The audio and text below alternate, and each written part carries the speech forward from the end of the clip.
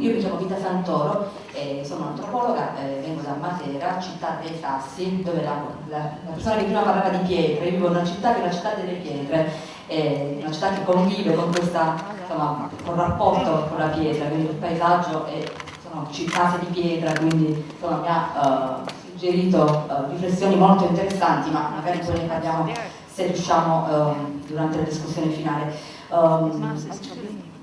Io vi presento molto rapidamente, quindi preferisco che parliate voi. Ringrazio ovviamente il museo per averci ospitato, Rosario Pellicone, ringrazio gli organizzatori della IEP Project, Chia, che è stata molto carina nell'ultimo mese, ci siamo sentite ripetutamente e è stata sempre molto disponibile, molto gentile. Lo dico anche perché io ogni tanto organizzo eventi come te all'interno dell'Università della Basilicata di cui faccio parte, quindi so quanto è difficile poi riuscire a gestire tutto con molta anche serenità e molta gentilezza, quindi grazie. Noi allora, abbiamo 6 casi inspiring cases, quindi 6 casi. Avete 5 minuti mi pare a testa, quindi Chia devi darmi tu i tempi perché io poi mi perdo, quindi faccio fatica. Il primo è siamo in Francia, Musée Angoulême, ok, e ce ne parla Emilie Salaberry, ok. So, as a good French, I apologize by advance for my poor English.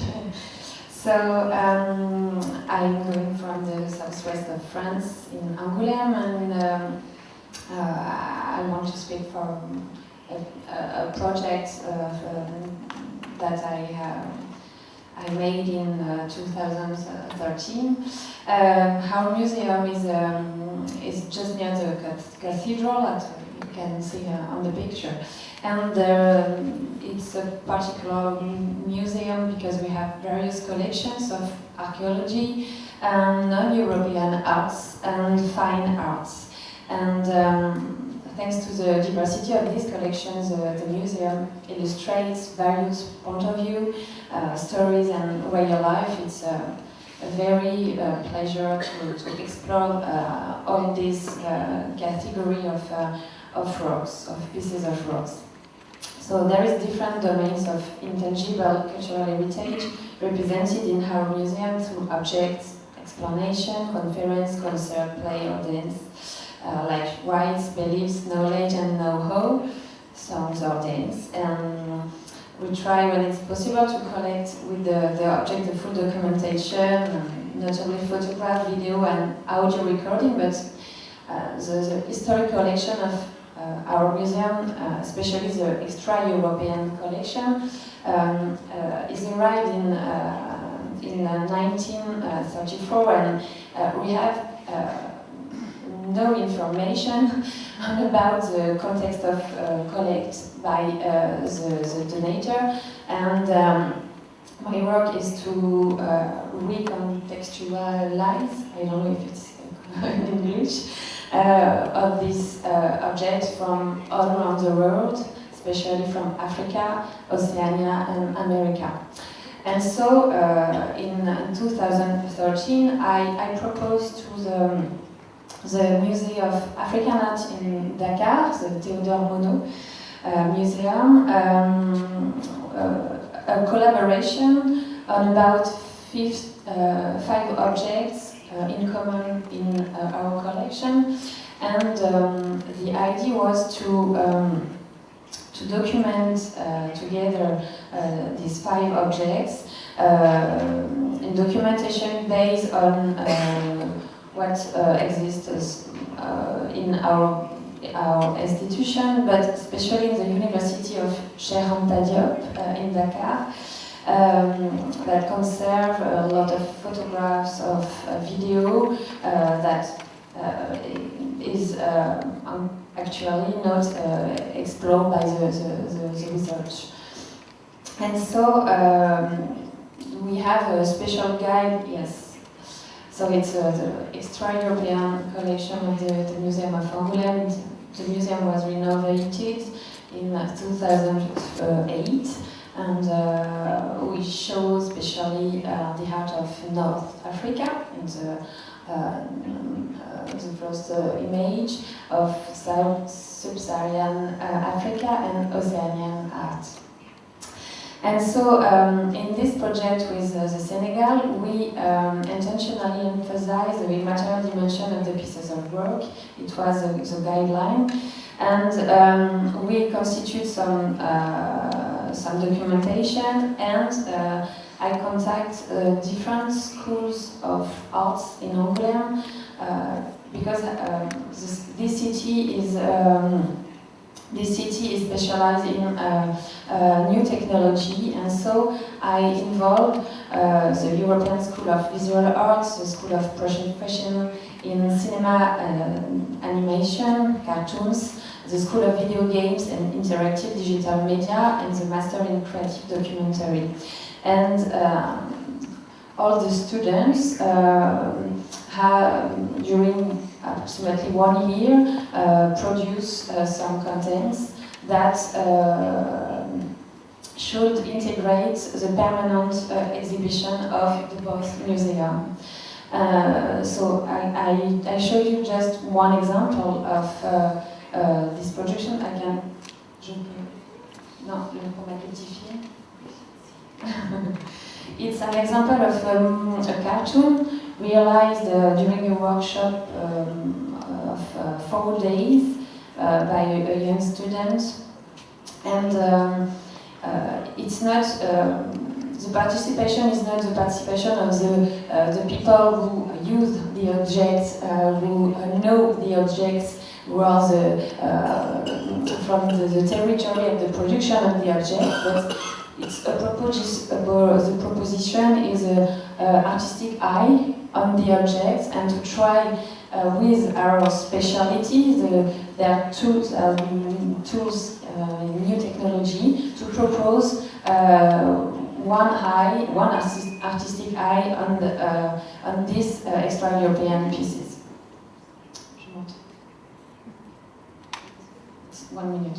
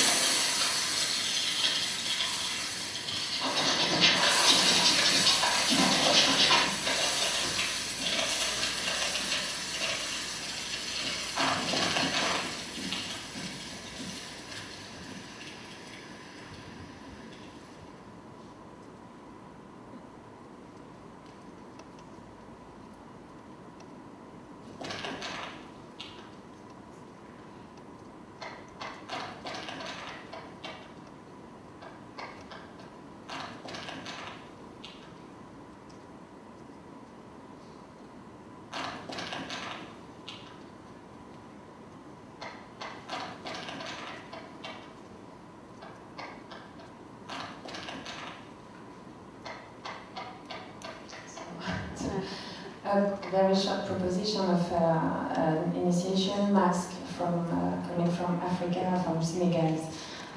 I can develop after if you want.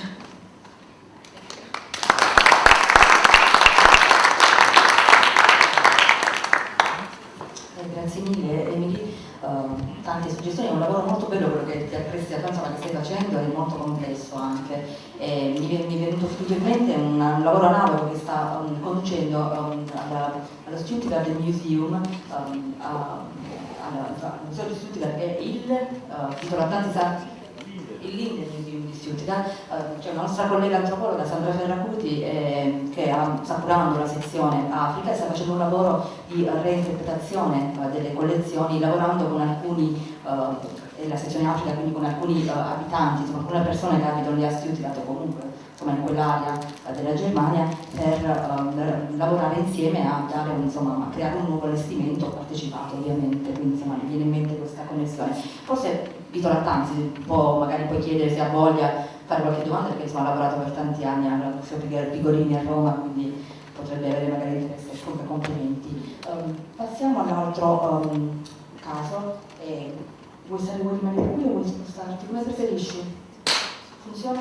Funziona la linea? Ok. Allora, il prossimo caso è, ce lo presenta Camilla De Palma e riguarda il Castello D'Albertis Museo delle Culture del Mondo, quindi siamo sempre nell'ambito dei musei delle culture del mondo. E, il progetto si chiama Behind the Glass They Become Object ed è un progetto dialogico in cui insomma si è cercato di coinvolgere le comunità per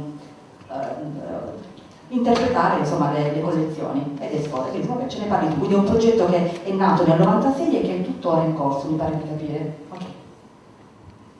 Grazie. Ringrazio chi mi ha invitato, Sindela, ringrazio Chia e tutta l'organizzazione per poter prendere parte a questo gruppo di lavoro così ricco di ispirazioni. But I'm going to speak English. Opening a museum of cultures in the 90s, as a museum anthropologist, I was faced with two opposite choices. A dominant museum perspective, represented by the quote that you can read there, when we whites control humidity, install glass to filter out the sun rays because they fade colors and encase objects in glass, we in effect deny both life and death to a sacred item. Perhaps we do with our fetishes what we do with our corpses, preserve them so we can ignore them.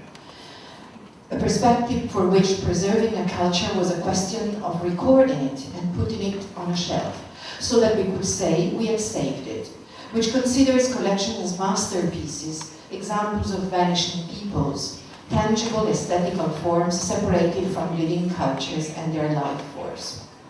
Or, in relation with and in the spirit of their producers, an indigenous perspective, where artifacts could be seen as repositories of knowledge, shrines of memories, processes, rather than final products. Behind glass, they become objects. This has become the fil rouge of our mission, a quote by a Native American artist who sees in the artifacts sacred living things and the presence of his ancestors. Thank you. Our museum history, though, and architecture is embedded in the possessive Eurocentric project, such as the Turkish sitting room displaying the exoticized other and trophies embodying the colonial perspective through which arms and armors were synonym of the so-called uncivilized and primitive tribes. To take possession of another cultural heritage for the West meant appropriating the other culture's power and destiny, together with the objectification. Okay, sorry. Together with the objectification and essentialization of the cultures on display. Okay, thank you. Arranging an exhibition with the Australian Aboriginal painter Pensina Pangati in 1995 was our first step in making the museum a place of sharing and multiple voices, not a mere place of show and tell, detached from society, but a site of ongoing historical, moral, and political relationship, and an agent of social transformation and cultural dialogue. Including the participation of Peruvian diasporic communities, among other minority groups, in our exhibitions, opened up multiple perspectives on the collections, supplying wider meanings on them and on the producer's life, thus safeguarding traditional knowledge and the expression of local identity.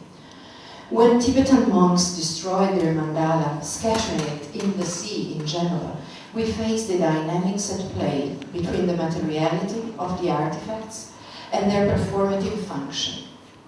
The mandala could dissolve, but knowledge and teachings remained, as cultural transmission was enacted not via its conservation, but through its destruction.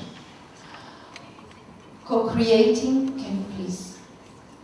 Co-creating our gallery with Gerald McMaster, a native North American Cree artist, we gradually incorporated oral history and traditional knowledge and beliefs in the interpretation of the museum collections, sharing practices of representation and indigenous curation.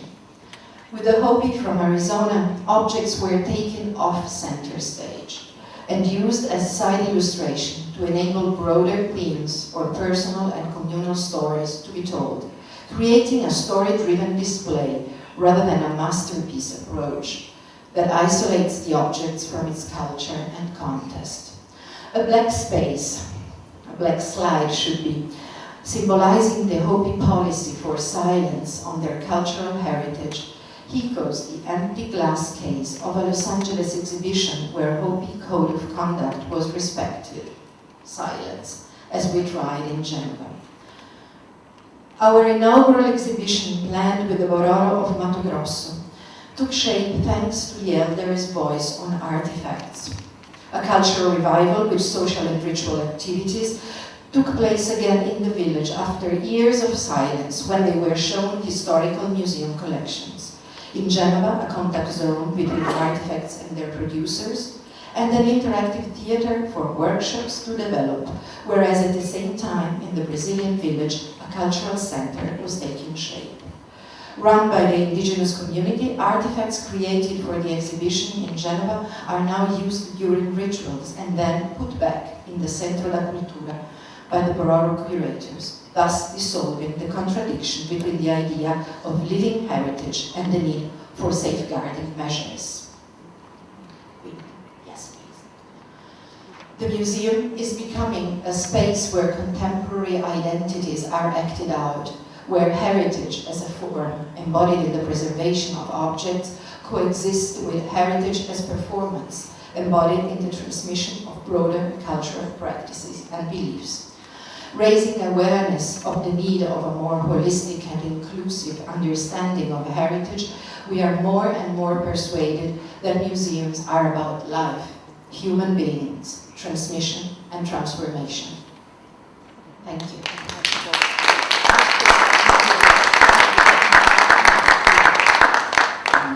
Grazie mille. Ho dimenticato di dire prima che ovviamente insomma, si tratta di una collega, è un'antropologa e quindi è chiaro che la ricerca che a monte, insomma, viene, poi magari se c'è tempo ce lo racconterai, c'è tutto un percorso di ricerca che poi precede, non soltanto la parte insomma, di allestimento, quelli che sono poi i progetti sia di allestimento ma insomma gli exhibit poi museali e le forme di restituzione che si sceglie di utilizzare e questo rende chiaramente più multivocale in qualche maniera anche il racconto, la narrazione e quindi il coinvolgimento e il processo di co-creazione parte a monte, parte subito nel momento in cui si fa ricerca, non è semplicemente una maniera insomma, di coinvolgere poi i visitatori, quindi questo insomma, mi sembra un elemento importante. Adesso rimprovereranno anche me perché parlo velocemente, forse scusatemi, vedo che mi guardano, cerco di andare piano. Io passerei, se siete d'accordo, al terzo caso perché ne abbiamo ancora tanti. Il terzo caso è, ecco, c'è un nome difficilissimo, Alexandra van Steen, il museo si chiama Flipje en Streekmuseum. Fantastico. Siamo ovviamente in Nederland e il nome del progetto è Happiness, che è un nome insomma, estremamente evocativo e di buon auspicio. E si tratta, mi pare, di una exhibition che però mette in gioco anche il gioco per l'appunto, scusate insomma la sovrapposizione, e che si serve molto della pratica dello storytelling, giusto? E nasce nel 2016, quindi è ancora in corso, mi pare di... Ok, benissimo, ce ne parli tu. Grazie Emilia. I will talk in English, of course, because my Italian is not that well.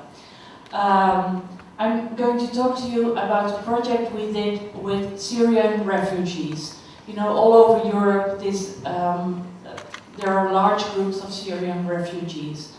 I'm from the city of Tiel in Holland, which is in the middle of the town. And in the Second World War, there's a large river passing by Tiel, and at the opposite of the river, at the end of the Second World War, the opposite was free, but on the other side, Tiel was not free. So people had to row to the other side of the river to be free. So when last year a large group of Syrian young people came to Tiel, I thought with myself, I have these stories I've recorded from elderly people in Tiel who have told their stories about rowing to the other side of the river, and I thought this is very similar to what the Syrian young people have gone through. So I invited the elderly people and I invited the young Syrian people, and first of all I had a confrontation with the elderly people who were against Syrian refugees, and I confronted them with the young Syrian refugees. It was really a process of months because we worked about it almost a year. And first the young Syrians listened to the stories of the elderly people. And then I asked to the Syrian youngsters, well, what makes you happy now? Because you come from Aleppo, there's not a stone left. But it was very similar with Tiel, because also there wasn't a stone left. And I showed them the pictures. And I walked with him to Tiel, and I said, well, this is what Aleppo can be in a few years. And one of the students said to me, the Syrian youngsters, oh, it's a relief, because now we can see that the city is going to be built up again. So when I said to them, well, maybe it's better for you to think about happiness. And what does you make happy? And I was really struck by a young boy, a homosexual in Syria. That was also difficult. He walked in the streets of Aleppo with his friend, and IS came. They took his friend, chopped his head off, and the boy is only 16, and his friend was also 16. And he said, now I'm in Tiel. I can be a homosexual. I can dance in the school, and I'm not being captivated. And it really gives me goosebumps.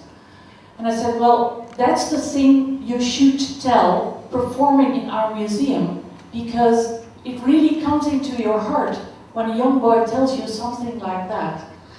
And together with, you see it here on the picture, that's a Syrian professor who lives he's also a homosexual, he lives for 25 years in the city of Antwerp, Omar Nahas.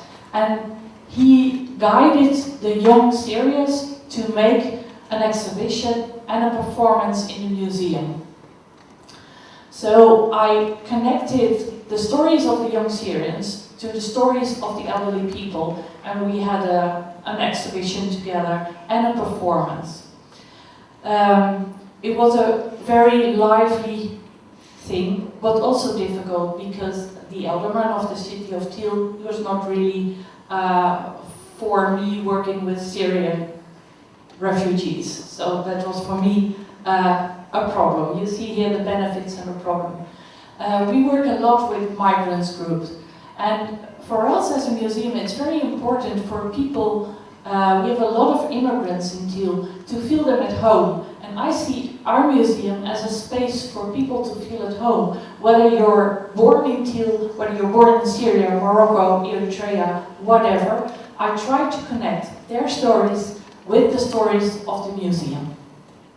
Thank you.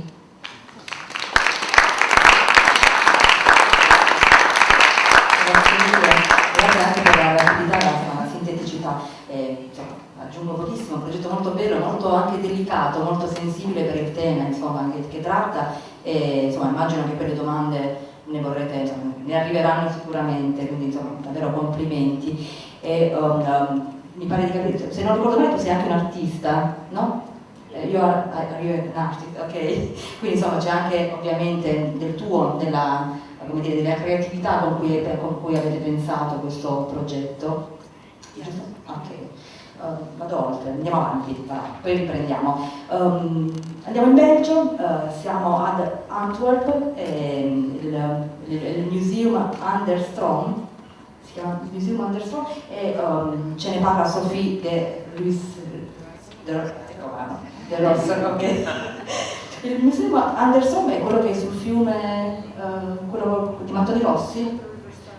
Ok, ne abbiamo parlato ieri sera con Vito Lattanzi a cena. Vito, ricordi? Del museo di Antwerp, quello con i mattoni rossi che ha i piani? Ecco, Andiamo qui, ce ne parla. Adesso il progetto di cui ci parla Sofie, il nome del progetto è Dia de los Muertos, insomma è abbastanza evidente insomma l'età di questa pratica che riguarda insomma il Centro America ed è un returning event, quindi un evento che viene insomma periodico, quindi che viene riproposto, è iniziato nel 2012 e tuttora in corso, insomma che è ancora attivo, un progetto ancora attivo. Grazie.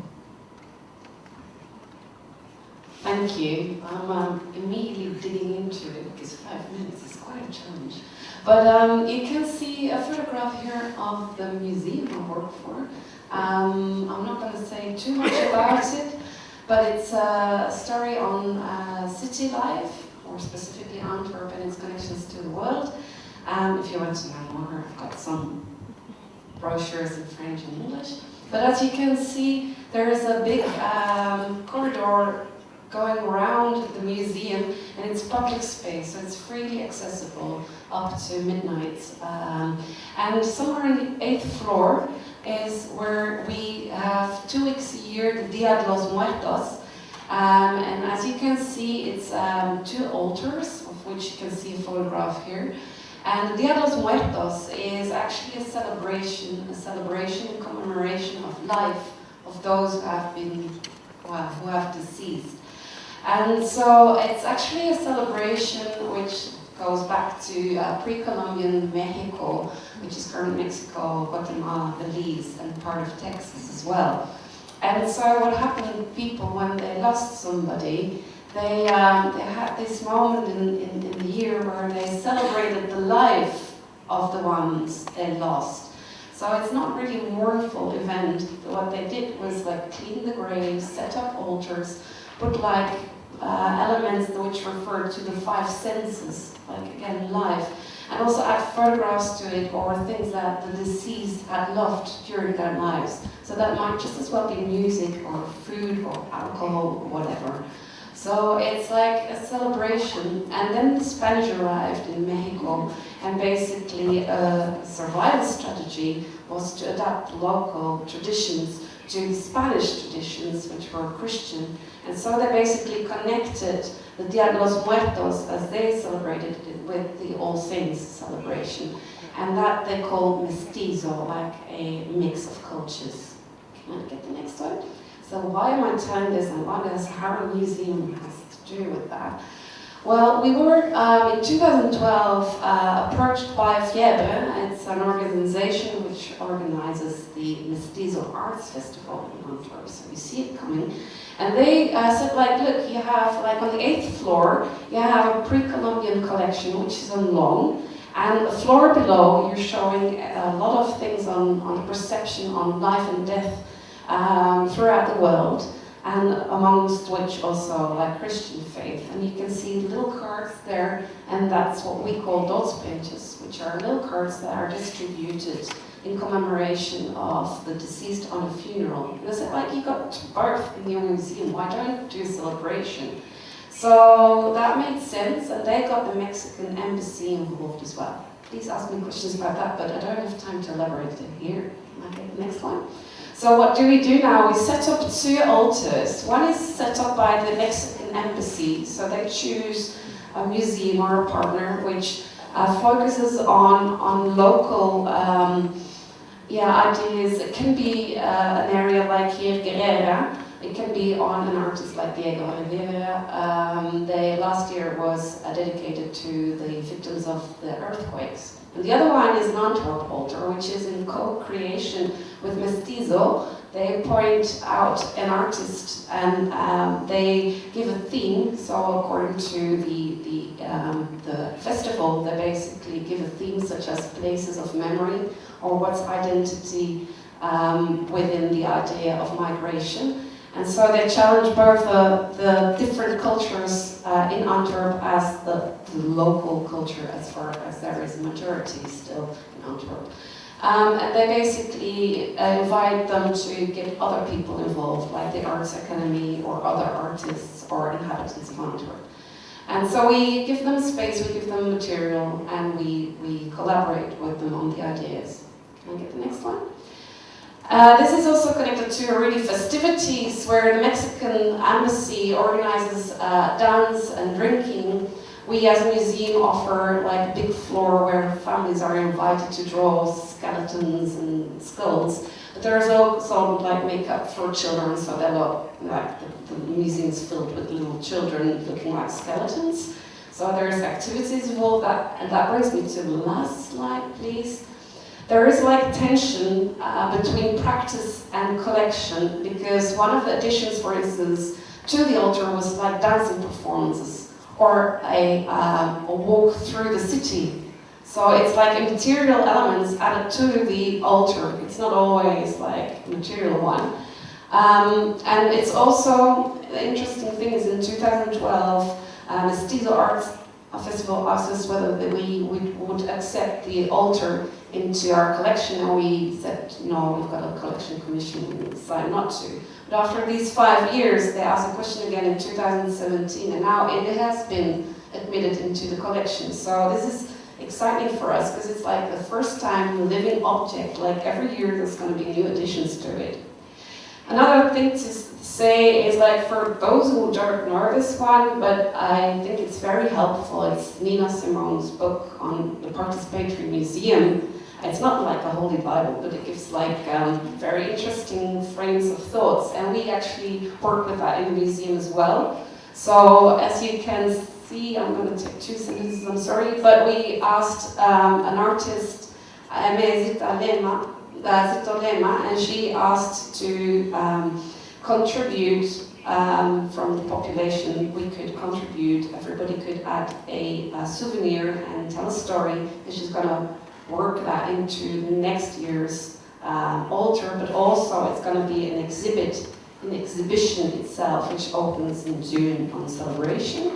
But it also goes over co-creation, but also hosting, for instance, the music performances, which are organized by Mexican embassy. Finish there.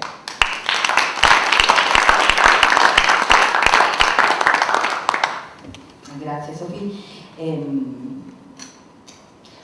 Molto interessante anche ovviamente il caso che tu hai presentato, mi ha fatto molto pensare a, io dicevo, ho detto all'inizio, vivo a Matera, e Matera è l'anno prossimo capitale europea della cultura, e c'è quindi un grande fermento, si stanno organizzando eventi, si sta cercando insomma di lavorare un po' soprattutto sull'arte contemporanea, sul design, insomma su una serie di temi che insomma che il gruppo che ha scritto il dossier che poi ha portato la città ad ottenere il riconoscimento, insomma ha lavorato, ha scelto alcuni temi, si sta lavorando anche sulla tradizione, però sempre reinterpretata attraverso il design, attraverso l'arte contemporanea, quindi dando più attenzione al fattore estetico più che magari poi al significato e alla memoria, insomma. E quindi non so, mi è parso di capire che qui il fattore estetico, quindi dell'allestimento, sia molto molto presente, magari poi insomma possiamo approfondire poi dopo se c'è tempo, nel senso che ho visto il coinvolgimento delle scuole, delle accademie, dei designer, mi pare di capire da quello che ho colto, non degli abitanti però della città. Non so se sbaglio. Faccio questa domanda velocissima perché sono curiosa. I think they're both, so we work together with both people from Latino backgrounds, but the question is like if they live in Antwerp. Sorry? Like every year there's 1 or 2 artists involved, but then it's a second step participation because of like the collaborations and co-creations. And the question is like if they're inhabitants of Antwerp, how do you know, they're like Antwerp inhabitants, they belong, where? Do you have to define them different than if they are living in Latin America? That's basically the question. Io sono tra l'altro molto affezionata ad Antwerp perché l'ho frequentata molto per ragioni personali, per qualche anno, quindi la conosco molto bene. Ripeto, questo è un approccio, io insomma, essendo un'antropologa chiaramente ho un approccio differente, quindi io parto dalla ricerca, coinvolgo prima e poi magari costruisco insieme, quindi insomma è un approccio differente rispetto a quello che può avere uno storico dell'arte o magari un'altra figura professionale con altre competenze, però insomma è estremamente interessante, magari poi approfondiamo. Io passo al caso successivo, se siete d'accordo, che ha un nome che non pronunciamo mai bene, che è Stapferhaus Lensburg, più o meno, siamo in Svizzera ovviamente, ce ne parla Alain Glor. Alain Glor, che è project manager, mi leggo, e che ci parla di questo progetto che è 1001 Heimat. Heimat significa casa, se non ricordo male, significa home, insomma, era in inglese. È un progetto che mi sembra molto interessante e che è nato nel 2016 ed è parte di quindi una sorta di pre-progetto di un progetto più ampio il cui nome è Heimat Drawing the Line. Quindi passo la parola direttamente ad Alain.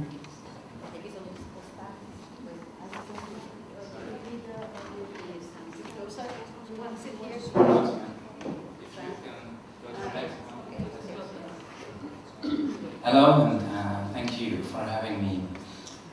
Please go to the first one. I'll go right to it. Yes, the next one, sorry. Yes. So this to the left is the place I work at. It's actually a castle.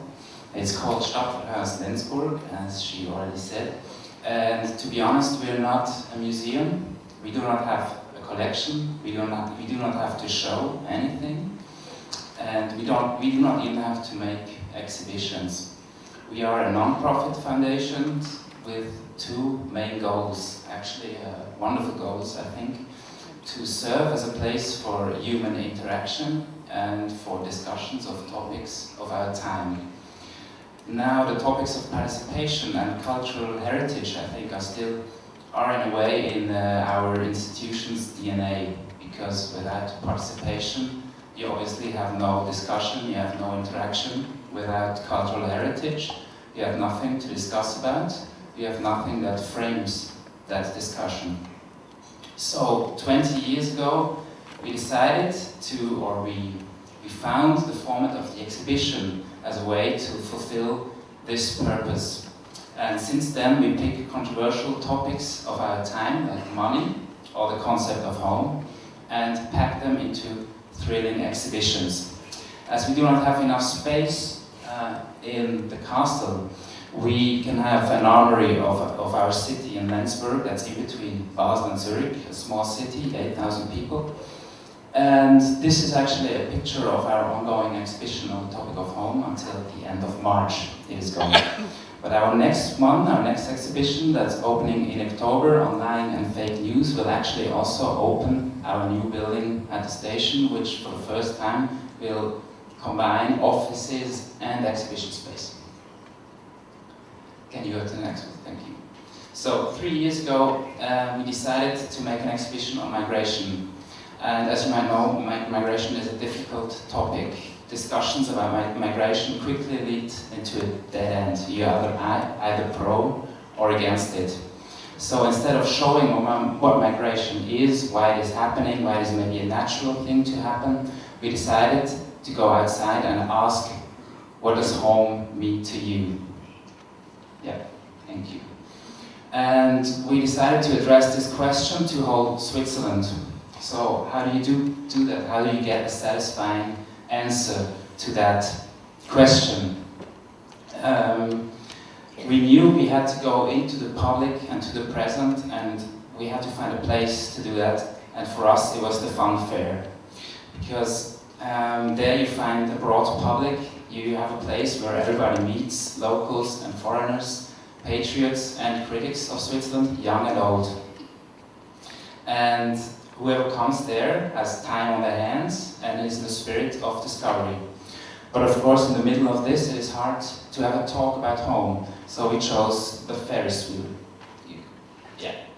We assembled a crew, and we rented a gondola at each fun fair of the operators of the Ferris wheel, and then we just asked random visitors of the fun fest if they come on a ride with us for free. On the one condition, they have to talk with us about Heimat, about home. And they have to answer our questions. What does home mean to you? Are you afraid of losing it? Is it possible to find a new home? Etc. With these questions and luggage, we went to 12 different locations from June to December 2016. And You can go to the next one, thank you. We interviewed 1,000 people in total.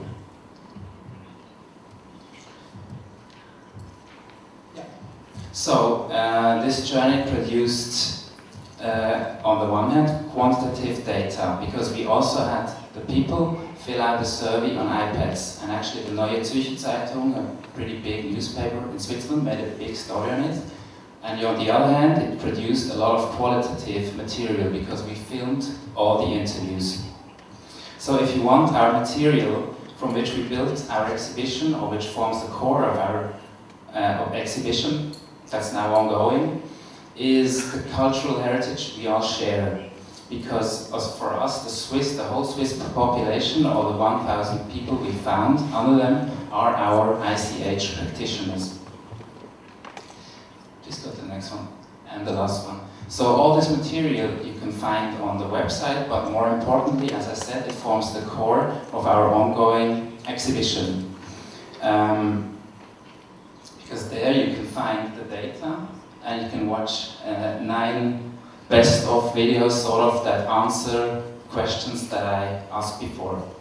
But adding to that, you can only do that in the exhibition. We have 7 little houses. And these we have constructed with 7 protagonists that we met on our tour, and they tell 7 different stories of Heimat, like an old mountain farmer, a story of an old mountain farmer, a digital nomad, an Eritrean refugee, or someone that didn't feel at home in her gender and undertook a sex change. So you might ask yourself, what stands on top of the list of what home means to the 1,000 people we asked?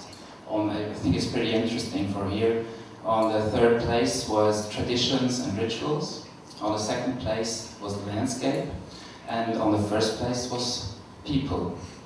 So I think we started at the right spot. Thank you very much for listening.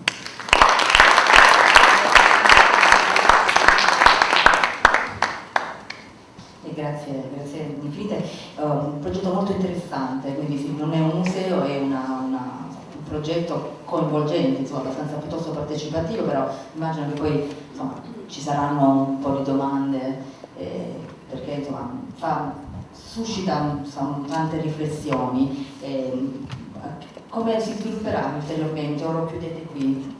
Avete delle altre iniziative da sviluppare successivamente? O il progetto è finito, è terminato con le 1001 case?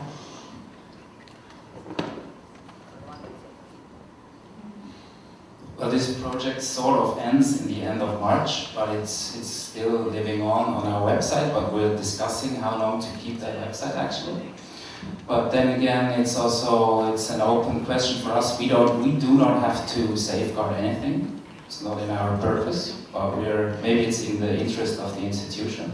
So it's an ongoing thought we are having. But our next project, as I said, is on lying and fake news, something completely different. Io più che altro faccio qualche domanda per spezzare un attimino anche tra una presentazione e l'altra, perché siamo in tanti e poi immagino non ci sarà molto tempo dopo forse per la discussione, no? Quanto tempo abbiamo per la discussione poi dopo? Infatti, quindi faccio bene fare vedere le domande subito. Ok, va bene, ok, quindi ricreeremo il gruppo a cena.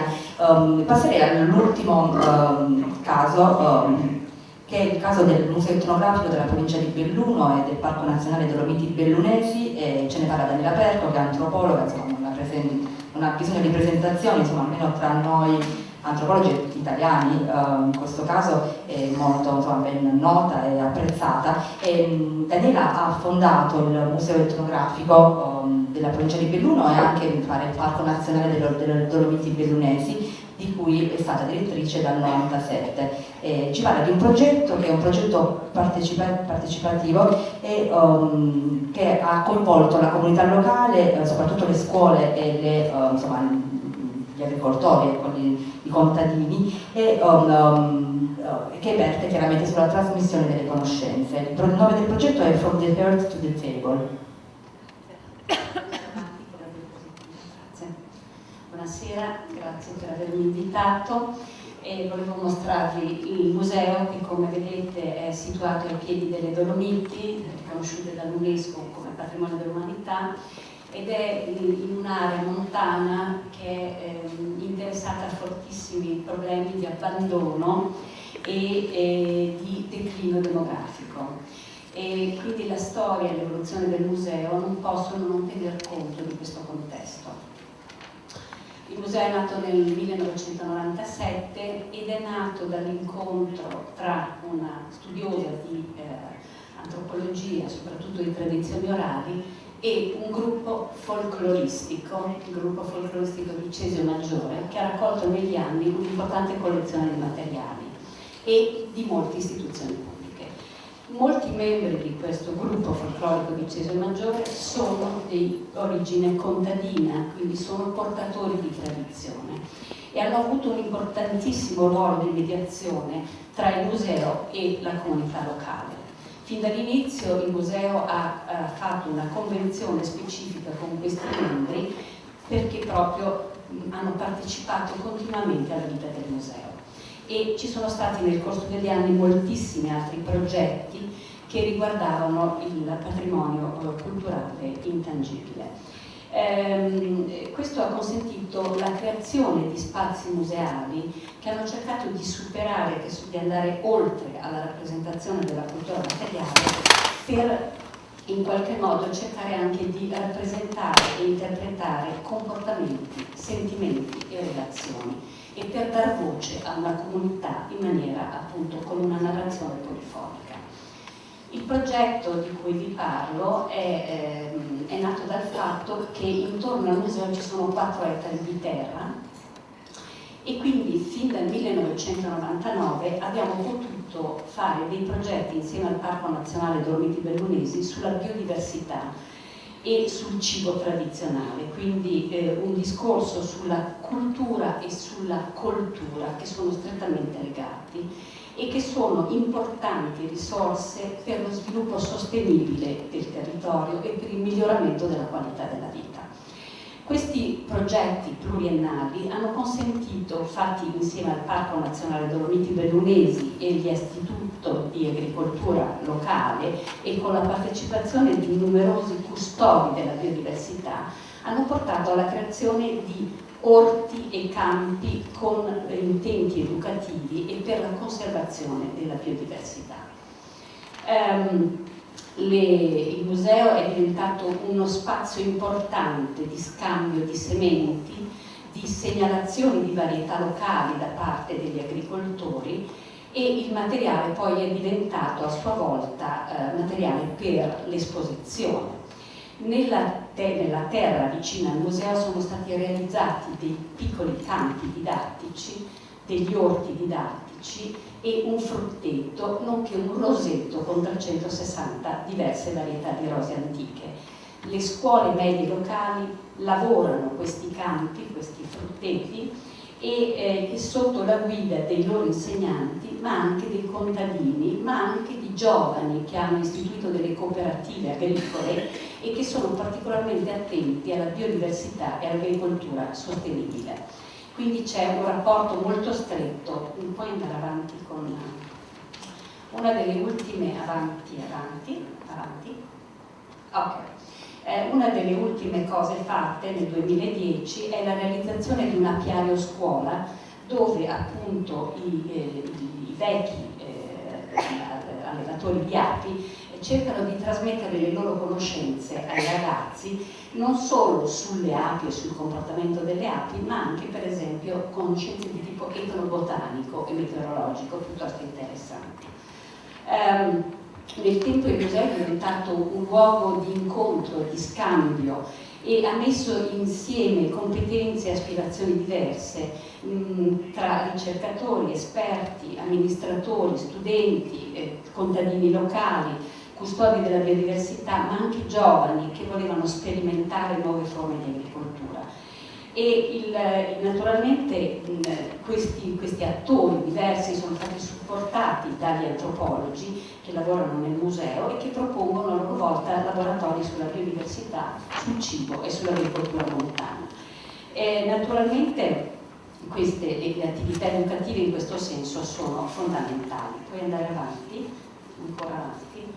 E quello che però è importantissimo, è stato importantissimo, è proprio tutte queste attività pratiche che hanno consentito la selezione dei semi, la coltivazione, le forme di allevamento delle api e per la trasmissione intergenerazionale.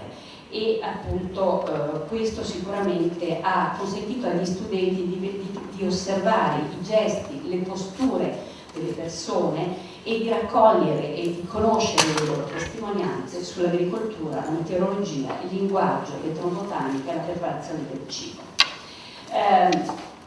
Puoi andare avanti, la prossima. Il progetto quindi dalla terra alla tavola costituisce un esempio concreto di come un museo etnografico, che è strettamente legato a un territorio, può contribuire all'attivazione di processi di trasmissione intergenerazionale del patrimonio intangibile in un contesto dinamico, attento al cambiamento sociale e ambientale. Il museo diventa dunque un soggetto importante per la partecipazione all'ideazione di strategie che aiutano le comunità locali ad essere resilienti in quest'area montana e a creare nuove forme e nuove idee per uno sviluppo sostenibile. Grazie.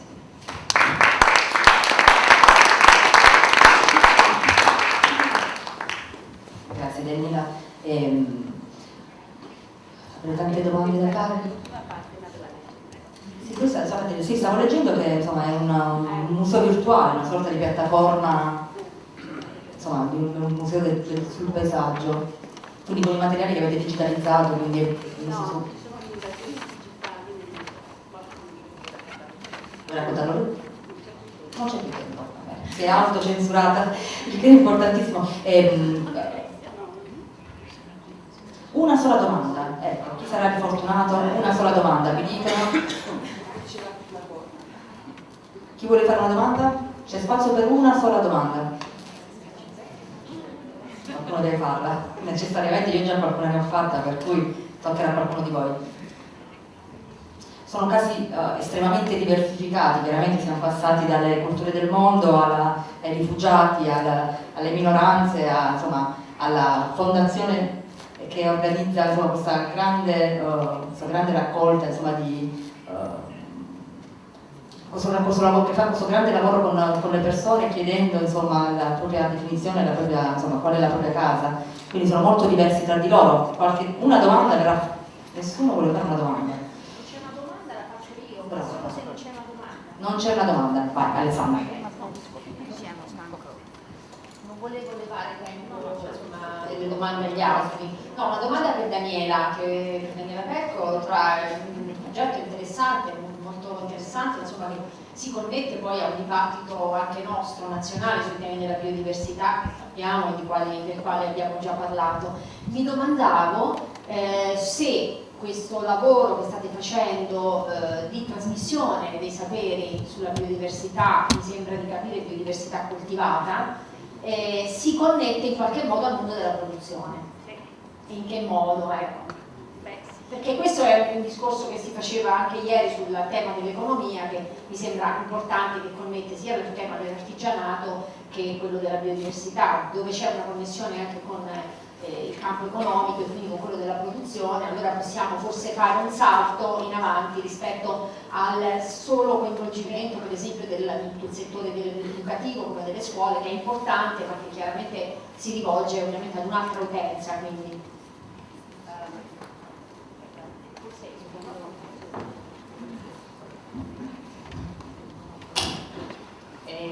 Sì, per fortuna sì, nel senso che queste ricerche sulla biodiversità coltivata hanno stimolato i custodi della biodiversità a riprendere in mano delle varietà locali, a ripiantarle, a venderle, a creare dei prodotti locali partendo per esempio dalle mele, e hanno quindi messo in moto una produzione locale molto interessante, perché io ho parlato solo di alcune cose, ma per esempio abbiamo fatto una ricerca sui cereali trovando delle varietà antiche. Una di queste è stata scelta per proporla a tutti i ristoranti e rimettere in gioco la coltivazione. Quindi ci sono tanti agganci con l'economia e soprattutto da noi arrivano i ragazzi giovani per chiederci consigli su cosa piantare, su come piantare i campi, su come organizzare gli orti, perché non si parte mai dal nulla, si parte da una conoscenza precedente per andare